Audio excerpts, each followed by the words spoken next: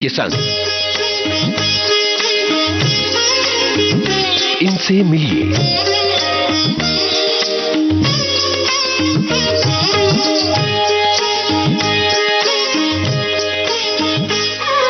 इनसे मिलिए इस कार्यक्रम में आइए आज सुनते हैं आध्यात्मिक गुरु श्री शिव कृपानंद स्वामी से जी श्याम की बातचीत। श्रोताओं नमस्कार। श्री शिव कृपानंद स्वामी जी एक प्रसिद्ध आध्यात्मिक गुरु हैं जो हिमालयन समर्पण ध्यान योग के संस्थापक हैं। अपनी शिक्षा पूर्ण कर इन्होंने आध्यात्म और आध्यात्मिकता के क्षेत्र में गहन अध्ययन किया है।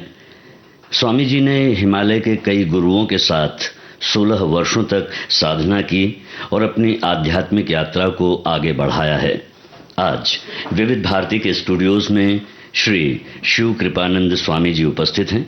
सबसे पहले स्वामी जी, हम आपका श्रोताओं की ओर से बहुत बहुत स्वागत करते हैं। सभी पुण्यात्माओं को नमस्कार। योग भारत की प्राचीन परंपरा का एक महत्वपूर्ण हिस्सा है जो शारीरिक, मानसिक और आत्मिक विकास के लिए एक अद्वितीय विधि प्रदान करता है। योग का अर्थ है जोड़ना और जो व्यक्ति को आत्मा और परमात्मा के साथ जोड़ने का मार्ग दिखाता है। उसके संबंध में हमें बताइए। परमात्मा कोई शरीर नहीं हो सकता। कोई भी शरीर ऐसा नहीं है जो कल भी था, आज भी है और कल भी रहेगा। लेकिन उस समय भी मेरे को उत्तर नहीं मिला था, आज भी इनको उत्तर नहीं मिला है। फिर जिसने बोला यज्ञ करो, यज्ञ करने से परमात्मा मिल जाएगा, यज्ञ किया। किसी ने बोला ये पाठ करो, पाठ करने से परमात्मा मिल जाएगा, पाठ किया। उसके बाद मैंने जिसने जो जो कहा वो सब किया, लेकिन परमात्मा नहीं मिला। और परमात्मा नहीं मिला, फिर क्या करा? प्रार्थना का जन्म होता है कि प्रयत्न समाप्त हो गए, प्रार्थना का चालू, उससे भी कुछ नहीं हुआ। परमेश्वर को ढूंढने की खूब तीव्रता थी, लेकिन मेरे अनुभव से मैं कह सकता हूँ कि शरीर के प्रयत्न से परमात्मा की प्राप्ति असंभव है। जैसे आपके घर के पीछे एक खेत है, खेत में एक किसान है, एक जगह रोज पानी डाल रहा है, रोज एक जगह खाद डाल रहा है। आप उसको एक दिन जाके पूछते हो, रोज खाद डाल रहा है, रोज पानी डाल रहा है, क्यों डाल रहा है? वो बोलेगा मैं इसलिए डाल रहा हूँ क्योंकि मेरी इच्छा है यहाँ अच्छे किस्म का आम का वृक्ष हो गए। लेकिन आप बोलोगे अरे आम का बीज ही नहीं है तो आम का वृक्ष कहाँ से होगा? तो वैसी वैसी गलती हम भी तो कर रहे हैं अध्यात्म में। अध्यात्म का बीज ही नहीं हमारे पास में, और हम पूजा पाठ कर्मकांड करके आध्यात्मिक प्रगति करने का सोचते हैं, वो कभी संभव ही नहीं ना। अध्यात्म का बीज चाहिए। संस्कार था कि गुरु को परमात्मा मानना। और ये विश्व भर में घूमने के बाद में ये अनुभव करता हूँ, ये गुरु साक्षात परब्रह्म, ये भाव केवल भारत में है। कहीं पे भी परमात्मा यानी जो हो चुका है, जो नहीं है वो परमात्मा। लेकिन भारत में एक धारणा है कि गुरु साक्षात परब्रह्म यानी गुरु यानी परमात्मा। तो वहाँ पानी को देख के मैं बोलता था ये पानी की बूंद कभी ना कभी जाकर के सागर में मिलेगी, और सागर में मिलने के बाद में इसका अस्तित्व नदी नहीं रहेगा, ये सागर कहलाएगी। तो मेरे जीवन में ऐसा क्षण कब आएगा जब मैं परमात्मामय हो जाऊंगा, मेरा अस्तित्व शरीर का नहीं रहेगा। तो ऐसा जब तक खूब तीव्रता निर्माण नहीं होती ना, तब तक हम इस मार्ग में नहीं जाते। तो परमात्मा मूर्ति में नहीं है, परमात्मा आपके अंदर है, आपके भीतर है। लेकिन आपके भीतर का परमात्मा तक पहुंचने के लिए आपको मूर्ति की आवश्यकता है। ऐसे आपके पास होकर के भी आप नहीं पहुंच सकते। जैसे होता है ना, हम बैंक में लॉकर में अपने जेवर रखते हैं, लेकिन वो जेवर तक आप तब तक नहीं पहुंच सकते जब तक बैंक मैनेजर आके अपनी चाबी उस लॉकर को नहीं लगाता। बिल्कुल ठीक है, सही। परमात्मा आपके अंदर है, लेकिन आप तक का परमात्मा आपको तब तक नहीं मिलता जब तक आप उस मूर्ति के माध्यम के पास नहीं जाते। और वो एक मिरर है। तो परमेश्वर बाहर नहीं, परमेश्वर अपने अंदर है। बस यही महसूस किया। जी हाँ, सोचकर ऐसा लग रहा है कि आडंबर जो है बाहरी, वो हमें प्रभावित ज़रूर कर सकता है, लेकिन हमारे अंदर की शक्ति ही हमें अपना जीवन देती है और वो ही हमें आगे बढ़ाने के काम आती है। और जहाँ तक हम ध्यान की बात करते हैं तो ध्यान के तो वैसे कई अभ्यास हैं, और ये सामान्य जन को समझ में नहीं आता कि हम कौन सा ध्यान का अभ्यास करें जो हमारे अनुकूल हो, जो हमें सुख दे, हमें शांति दे। वास्तव में इसके बारे में मेरा कहना है सब अच्छे हैं। तुमको जो सूट हो जाए, जो अच्छे की डेफिनेशन अपने को सूट होना चाहिए ना। तो इसलिए कोई अच्छा है कोई बुरा है ऐसा नहीं, सब ध्यान अच्छा है। सिर्फ इसके अंदर चेंज क्या है, ये ध्यान की पद्धति नहीं है जी, ये ध्यान का संस्कार है। ये ध्यान का पद्धति नहीं, मेथड नहीं है। तो ऑटोमेटिकली वो संस्कार आप ग्रहण करोगे, आपको भी ध्यान लग जाएगा। देखिए आजकल ना बहुत बड़े बड़े कंपनियों में, बहुत बड़े बड़े फैक्ट्रियों में इसी विषय पे शिविर होते हैं कि नकारात्मक विचार मत करो, सकारात्मक विचार करो। अपना अवलोकन करो ना। अगर आपको पास्ट के विचार आ रहे हैं तो निश्चित फ्यूचर के विचार आएंगे। मैंने किसी के प्रति गुस्से का विचार मत करो, कुछ पाने का विचार मत करो। एक ही विचार अगर हम सतत बार बार करते हैं ना तो हमारे अंदर उसका स्टेज निर्माण हो जाता है, और स्टेज निर्माण होने के बाद में फिर परिस्थितियां भले ही बदलते रहे, हम नहीं बदलते, हम वैसे ही रहेंगे। अतृप्त तो अतृप्त रहेंगे, गुस्से वाले तो गुस्से वाले रहेंगे, ऐसे वो स्वभाव बन जाता। तो ऐसा कभी भी स्वभाव नहीं बनने देना चाहिए। हम क्या करते हैं मालूम है, हमारे आसपास के जो प्रॉब्लम्स है, आसपास की जो समस्या है, उन समस्याओं को दूर करने में अपनी पूरी ऊर्जा लगा देते हैं आसपास की समस्या दूर करने के लिए, और उसके बाद में वो समस्या दूर भी हो जाती, हम दूसरी समस्या खड़ी कर लेते हैं। क्यों? समस्या का बीज तो हमारे अंदर है ना। तो ध्यान समस्या का बीज ही खत्म कर देता है कि तुम्हारे जीवन में कोई समस्या ही नहीं रही। तो ये जो साधना करना है और इसके लिए जो साधक हैं, इनके लिए किस तरह की मनोवृत्ति चाहिए या कौन से ऐसे गुण होने चाहिए एक साधक में जो बहुत ज़रूरी हैं? देखिए, मेरे को तो ऐसा लगता है पहले इच्छा होनी चाहिए। इच्छा होने के बाद में फिर वो आदमी उस मार्ग की ओर चलता। इच्छा ही नहीं हो तो नहीं होता ऐसा। तो ये समझ लो, परमात्मा यानी पावर हाउस, हाँ, आपका शरीर यानी बंगला, और उसके बाद में इलेक्ट्रिशियन यानी गुरु जी। तो आपकी इच्छा हुई कि आपके आध्यात्मिक प्रगति होना चाहिए, आपके यहाँ भी लाइट जलना चाहिए, तो वो पावर हाउस ने एक इलेक्ट्रिशियन भेजा आपके पास, मैंने गुरु भेजा, परमात्मा ने आपके पास गुरु भेजा, और गुरु क्या करेगा? आपका कनेक्शन पावर हाउस से कर देगा। तो गुरु परमात्मा से कनेक्शन करने वाला माध्यम है। समाज में जिसको धर्म बोलते हैं वो धर्म नहीं, वो उपासना की पद्धतियां हैं, और सब उपासना पद्धति एक ही बात बताती है, अच्छे कर्म करो, बुरे कर्म छोड़ो, अच्छे कर्म करो, बुरे कर्म छोड़ो। मैंने एकदम पूरा आपको सार बता रहा हूँ। जीवन की सभी समस्याओं का हल योग है। जीवन की जितनी भी समस्या, अब आपके जीवन की समस्या याद करो, आर्थिक होगी तो भी शरीर से संबंधित है, मानसिक है तो भी आर्थिक, रिश्तों की है तो भी शरीर से संबंधित है ना। शरीर से संबंधित है सारी समस्याएं, मुर्दे की तो कोई समस्या ही नहीं रहती। तो जब आपका शरीर भाव ही कम हो जाएगा, समस्या भी कम हो जाएगी। सीधे सा गणित है। एक गिलास पानी है, उसमें एक चम्मच काली शाही डाल दी तो एक चम्मच काली शाही से पूरा ग्लास का पानी काला हो गया। उसी प्रकार से आपका मैं करके अहंकार है और शरीर भाव है, तो छोटी सी समस्या भी आपके जीवन को कलुषित कर देगी। लेकिन वही एक चम्मच गंगा नदी में डाल दो, वो कहाँ चली गई पता नहीं चलेगा। वो वहां जाके कोई गोरी होगी क्या? वहां पे भी काली है, उसका अस्तित्व नगण्य हो जाएगा ना। लेकिन जब आप शरीर स्तर पे रहोगे तो ऑटोमेटिक तुम्हारी छोटी भी समस्या तुमको बहुत बड़ी लगेगी, और उसके बाद में तुम अगर आत्मिक स्तर पे रहोगे तो वहां तो लाखों आत्माओं की सामूहिकता है, लाखों आत्माओं की कलेक्टिविटी है, तो वहां पे कहाँ चली गई तुम्हारी समस्या पता ही नहीं चलेगा। वैसे आत्म साक्षात्कार मिलने के बाद में सब प्रगति अपने को अपनी करने की है, फिर कोई नहीं करेगा आपकी, तो कोई गुरु कृपा नहीं करेगा, कुछ नहीं करेगा। तो तुमको तुम्हारी प्रगति कर, जितनी करोगे उतनी होगी, नहीं करोगे तो नहीं होगी। अच्छा, ये नसीब और कर्म की बात है। हमने देखा कि आप भी इस बात पर यकीन करते हैं कि कर्म मुक्त जो है वो होना चाहिए, कि हम इस बात पर कहते हैं कि जैसे कर्म आप करेंगे वैसा फल मिलेगा। इस बारे में आप क्या कहते हैं?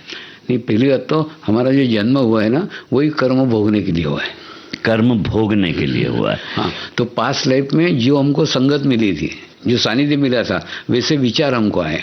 महत्वपूर्ण संगत है बहुत, जिसके संगत में आप करोगे उसका इफेक्ट आपके ऊपर आएगा ही। तो वैसे विचार आपको आए, और जैसे विचार आए वैसे आपके हाथ से कर्म घटित हुए। अब वो कर्म भोगना तो पड़ेगा ही ना, तो कर्म भोगने के लिए फिर आपने ही जन्म लिया है। ये प्रश्न ना जापान में खूब पूछते हैं। अच्छा। जापान में मैं गया था ना, मैक्सिमम यही प्रश्न था कि सब कुछ दुनिया में हमारा होने का निश्चित है, तो फिर भगवान काय को चैन, फिर ध्यान काय को चैन, गुरु काय को चैन, सब तो निश्चित है, ये होने वाला है, फिर काय को करने का ध्यान। और मेरा उनको कहना था, यहाँ पे रह करके सचमुच है, आप जो बोल रहे हो सत्य है, लेकिन यहाँ पे अगर आप किसी गुरु के सानिध्य में गए और उसके बाद में ध्यान करते रहे, करते करते करते जीवन में इस मुकाम पे पहुंचे, जहाँ पहुंच करके आपके जीवन के बुरे सब कर्म आपने भोग दिए। उसके बाद में यहाँ आपका अवमंडल, आपका ओरा इतना अच्छा हो गया कि आपके हाथ से बुरा कर्म होता ही नहीं है। एक ध्यान रखना, बुरा कर्म करने के लिए भी बुरा एनर्जी आपके पास में चाहिए। बुरा एनर्जी नहीं होगा तो बुरा कर्म कभी भी नहीं कर सकते आप। हाँ, होता है ना, जैसे वो बैंक में डाका डालते, एकदम डाका डालते क्या नहीं, एक आधे होटल में बैठेंगे, शराब पियेंगे, गंदी ऊर्जा को बढ़ाएंगे, फिर जाकर के डाका डालेंगे। तो बुरा कर्म करने के लिए बुरी ऊर्जा चाहिए। तो ये अगर आपकी स्थिति हो गई तो आपके पास में बुरा ऊर्जा रहेगा ही नहीं, तो आपसे बुरा कर्म होगा ही नहीं, आप करना भी चाहो तो भी नहीं होगा। उसके बाद में ये करते करते यहाँ तक आए, कुछ जीवन में अच्छे भी कर्म होंगे आपके हाथ से, लेकिन वो कर्म मैंने किए नहीं बोलोगे, आप बोलेंगे गुरु कृपा में हुए, ये मानोगे। तो गुरु कृपा में हुए मान करके आप परमेश्वर को समर्पित कर दोगे, अपने साथ बांधोगे नहीं। तो क्या होगा, यहाँ आकर के आपको एक अवस्था प्राप्त हो जाएगी जिसको बोलते हैं कर्म मुक्त अवस्था। माने कि देखिए, पूर्व जन्म के कर्म भोग लिए, एक बुरे कर्म आपसे होते ही नहीं है। तीसरा, जो अच्छे कर्म किए वो भगवान को समर्पित कर दिए, तो आपके अकाउंट में तो कुछ भी नहीं है जी। तो फिर जन्म काय को दोगे? इसमें जैसे जैसे अपने अंदर आत्मभाव आता ना, तो करुणा खुद ब खुद आए थे। दूसरा, इसमें भी ना दया और करुणा में अंतर है। दया भौतिक रूप में की जाती है कि कोई हेल्प किया, कोई वस्तु से किया, और करुणा अंदर का भाव है, माने जो इच्छा करेगा फिर वो वैसा हो जाता है। जी, माने एक करुणा अगर व्यक्ति करता है ना, तो वो जो अंदर से इच्छा करेगा वैसा हो जाएगा। भौतिक रूप में वो कुछ भी नहीं करेगा। ध्यान सरल है, लेकिन हम सरल नहीं है, तो हमको सरल बनना पड़ेगा। प्रॉब्लम क्या है कि सबसे पहला आपका देह ही उसका विरोध करेगा। देह विरोध करेगा, यानी देह को क्या आदत है, या तो वो काम करेगा, तो इसमें काम करने का नहीं, और काम नहीं करने, दूसरा या तो विचार करेगा, इसमें विचार भी करने का नहीं, तो मैंने काम भी नहीं करने का, विचार भी नहीं करने का, तो फिर वो विरोध करेगा ना। विरोध करने जैसे आप ध्यान को बैठोगे ना, पहली बात तो आपको खुजली छूटेगी, उसके बाद में खांसी आएगी, उबासी आएगी, गैसेस पास होंगे, शरीर के जितने विरोध के तरीके सब एक साथ चालू हो जाएंगे। कारण क्या है, वो नहीं चाहता कि तुम शांति के साथ बैठो, तो वो आपको विरोध करने की कोशिश करेगा। तो ऐसा कितना भी विरोध हुआ तो भी 30 मिनट ध्यान करने को बैठ नहीं। उसके बाद में दूसरा विरोध होगा विचारों का। आपके जीवन में जितनी घटनाएं घटी है आज तक, वो सब घटनाएं एक एक उसके विचार आना चालू हो जाएंगे। और इसके अंदर क्या करने का, विचारों को देखना सीखो। विचार करो मत, विचार करने लग गए तो क्या होगा, जाने अनजाने में आप उसको ऊर्जा दे रहे हो, आप उसको एनर्जी दे रहे हो, तो वो एनर्जी मत दो, आप उसको देखो ना, अच्छा एयरपोर्ट का विचार आ रहा है क्या मेरे को, अच्छा ठीक है, अच्छा वो स्टूडियो का विचार आ रहा है क्या, अच्छा ठीक है। माने आप विचार नहीं कर रहे हो, आप देख रहे हो वो विचार को, कौन सा विचार आ रहा है। ऐसा अगर तटस्थ रहोगे तो विचार नहीं आएंगे, लेकिन अगर आप विचार करने लग गए, मतलब इनडायरेक्टली आप आपकी ऊर्जा देने लग गए उसको, तो फिर एक एक विचार बढ़ते जाएंगे। तो इसके अंदर क्या, विचारों को देखना सीखो। कोई भी विचार आए उसको देखो, विचार करो मत। बड़ा हमला बुद्धि का होगा। बुद्धि बोलेगी तेरे से ध्यान व्यान होने वाला नहीं है, ध्यान तेरे बस का ही नहीं, तुमने कभी क्या है, क्या होगा ही नहीं। 8 दिन से बैठा है, लगा क्या, नहीं लगेगा, तेरा होगा ही नहीं। और देख कितने महत्वपूर्ण कार्य है, वो छोड़ करके तू बेकार यहाँ पे ध्यान के लिए बैठा हुआ है, और आपको उठाने की कोशिश करेगी, और उठने के बाद में वो काम आप करोगे नहीं। एक्चुअली वो काम इतना महत्वपूर्ण नहीं था, उसको उसने माध्यम बनाया आपको उठाने के लिए। तो ऐसे शरीर का हमला होता है, विचारों का हमला होता है, बुद्धि का हमला होता है। ऐसे कितने भी हमले हुए तो भी उठने का नहीं। आधा घंटा एक अलार्म लगा के बैठो, तो उसमें से मैंने एक रास्ता निकाला है, जो मैंने रास्ता बताया निकाला, और वो सफल है। प्रत्येक व्यक्ति जो अपना है उसको सफल है। हमारा एक्सपेक्टेशन रहता है ना, ध्यान करने बैठे तो ध्यान लग जाना चाहिए, ये अपेक्षा है। अपेक्षा हमको शरीर स्तर पे लेके आती है। तो इसमें कोई भी अपेक्षा मत रखो, कोई भी, मैंने छोटी सी अपेक्षा की ध्यान करने, ये आपका क्षेत्र नहीं ना ध्यान लगना। आपका क्षेत्र है आधा घंटा टाइम देना, अपने आप को आधा घंटा टाइम दे रहे, लगे तो भी ठीक है, नहीं लगे तो भी ठीक है, बैठे। ऐसे बैठते बैठते बैठते बैठते फिर शरीर में ये हो जाएगा, विचार सब होगा। तो आप आपके क्षेत्र के बाहर मत आओ, आप मत अपेक्षा करो कि आपको होना चाहिए, ऐसा करेंगे तो होगा। तो मैंने इस तरह रास्ता नहीं कि गुरु को दान कर दिया, आधा घंटा मेरा है ही नहीं, ऐसा अपन ध्यान करेंगे। दूसरा, एक मंत्र के ऊपर पूरा विश्व ध्यान कर रहा है। और जो अपन बोलते हैं ना, वसुधैव कुटुंबकम, वसुधैव कुटुंबकम, वसुधैव कुटुंबकम की कल्पना अपन लोग, ये कैसे संभव है, वसुधैव कुटुंब कैसे हो सकता है? ऐसा कोई देवता नहीं जिसको दुनिया मानती हो, है कोई है क्या? नहीं। उसके बाद में ऐसे कोई पुस्तक है क्या जिसको दुनिया मानती हो? नहीं। ऐसी कोई भाषा है क्या जिस भाषा को सारी दुनिया मानती हो? फिर वसुधैव कुटुंब की साकार कैसे हो सकती है? वो माध्यम है योग। योग माध्यम से ये घटना घटित हो सकती है। कैसे? जैसे ही ध्यान करोगे, ध्यान करते करते आपके अंदर का शरीर भाव समाप्त हो जाएगा, आपके अंदर का आत्मा भाव जागृत हो जाएगा। और आत्मा की कोई जाति नहीं होती, आत्मा कोई धर्म नहीं होता, आत्मा का कोई देश नहीं होता, कुछ भी नहीं होता। तो ऑटोमेटिकली आप आत्मा भाव में आ जाओगे। आपने जो हमें समय दिया, अपनी बातों से, अपने अनुभव से जो आपने दिया, उसके लिए हम आपको विविध भारती परिवार की ओर से बहुत बहुत धन्यवाद देते हैं। साधुवाद। इनसे मिलिए। इस कार्यक्रम में अभी आप सुन रहे थे आध्यात्मिक गुरु श्री शिव कृपानंद स्वामी से जी श्याम की बातचीत। अब आज का इनसे मिलिए कार्यक्रम समाप्त होता है। इनसे मिलिए